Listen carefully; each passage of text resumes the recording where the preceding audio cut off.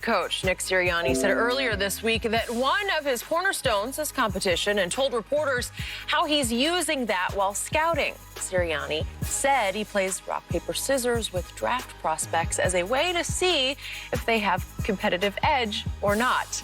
Meanwhile, as the Giants prepare for next Thursday's draft, Dave Gettleman insists that he is open to trading the 11th pick despite a history that says otherwise. Take a listen.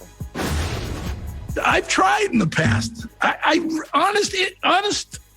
tried to trade back, but it's going to be value. I'm not getting fleeced. I refuse to do it. And if somebody wants to make a bad trade back, God bless them. All right, Skip, I need your reaction to both of these stories here. Shannon Sharp. Yep. There was a time back in the 1980s and 1990s when the NFC East was the division in pro football. You know it, and I know it. Was. It was hallowed. It was sacred. It was filled with the cornerstones of the National Football League. Honestly, my division, my Cowboys division, has turned into a clown show. Yeah, you're laughing. It's a clown show. It's a clown show. Yeah, I'm laughing. Seriously. Yeah. These other teams are now making Jerry Jones sound like the voice of reason in the NFC East, and I'm not exaggerating that. Let's start with Dave Gettleman. Every time I see him on television, every time I see the sound bites, it's clownish to me because he's a Jerry Jones wannabe. It's egomaniacal. It's look at me. It's all about me, me, me.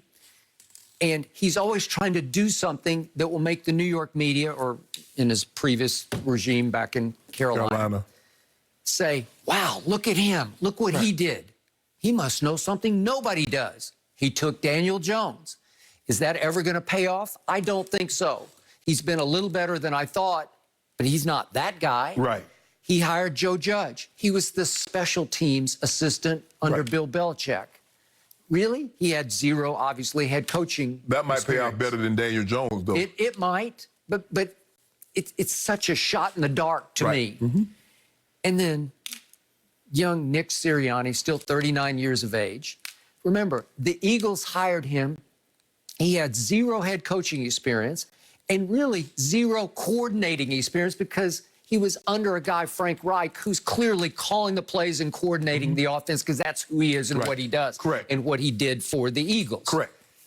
Okay, so what qualifies Nick Sirianni to be the head coach of the Philadelphia Eagles?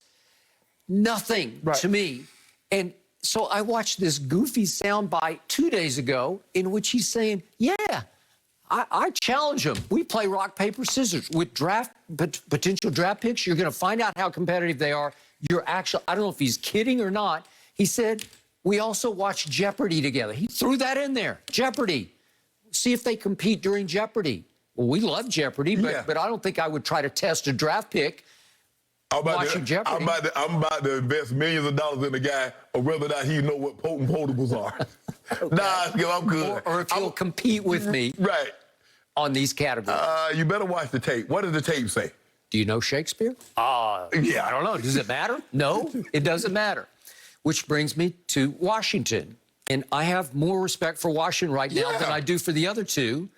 But the owner, the longtime owner of the Washington Redskins, is always embroiled in some controversy or some allegation or scandal or something. Something is always going on with Daniel Snyder. They want him out, but no, he wins the power struggle and he's still in. And for years and years, he fought to keep that infamous nickname of the Washington now football team. Right. Can you trust them? I have respect for his head coach, but remember what recently happened in Sports Illustrated. Alex Smith, who obviously just recently retired, went on the record with Sports Illustrated that Ron Rivera and the coaching staff tried to sabotage his rehab as he came back from all those surgeries to be the comeback player. Yeah, I just read something yesterday, Skip, about, and he's still going off, even though he retired. Still going off. So they had him going over bags and everything, so they tried to break him. Yeah, that they were patronizing to him, make him do things that were beneath his dignity. Right. This is Alex Smith doing this. He is one of the more respected and beloved quarterbacks in the league. Am I right? Yep. And he's taking those shots at Ron Rivera and staff? Right. Wow. So I love what they did with Curtis Samuel. Have nothing but high respect. I give you kudos for that. I thought Adam Humphries was a nice pickup, and definitely William Jackson III. He is a big-time corner to me from the Bengals. So I give you off-season maneuvers, except at quarterback. You're still hamstrung because you don't love Ryan Fitzpatrick. You think he's a roller coaster ride. He absolutely is. He's up one year and then way, way down the next year. Well, this is going to be the down year because you also gave some money to Taylor Heineke, who has one game on his resume for his life. It was a good game. And it was a good game against those Tampa Bay Buccaneers. But they still have Kyle Allen. They still have Steven Montez. And I don't know who the quarterback is. Maybe it'll be pick one out of the hat each Sunday. Not sure about that. So do I fear the Washington quarterback situation? Not really. Is Fitzmagic possible? Does he have potential to rise up and beat my Cowboys a couple times? I'm sure he does.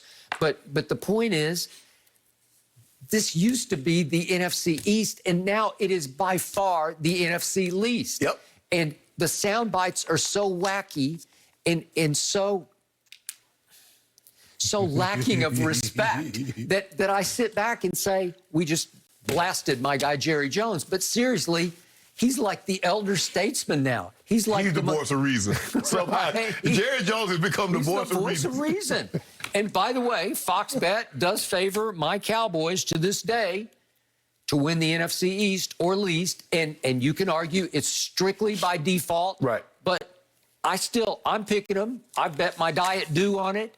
And it's because these other teams are laughing stocks now. In many ways, all three of them are laughing stocks. Right. And I never thought I would see the day I would say that about the Giants and the Eagles and the Washington football team. Skip, Dave Gettleman, you can't get caught up in worrying about someone in your local paper, the New York paper, saying, well, you know, Dave Gettleman has never really traded back in the draft. Skip, what you do, you do your draft board. You evaluate the players. Now it comes your turn to draft. Now, obviously, hopefully, you're trying to draft the player that you need.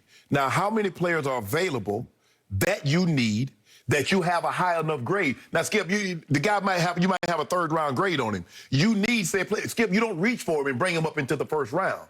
But if normally, you call the people that want to move up, they call you. Well, if you call them and say you want to move back, hell, I ain't going to give you value. You telling me you want to move. Why would I do that? I guarantee you, Miami. I guarantee you Miami did not call San Francisco and say, you know what, guys, we looking to move at the third slot. What y'all going to give us for it? No. Miami got on the phone. Somebody got on the phone and called, Kyle Shanahan called Miami. They called.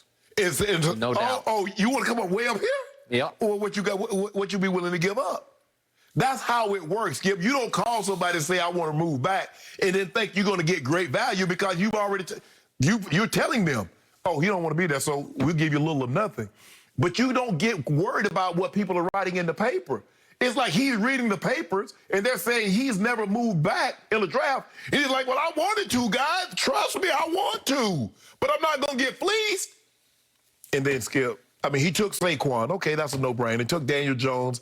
That be Dexter Lawrence, 17. DeAndre Baker, who he traded up for, who had a lot of issues.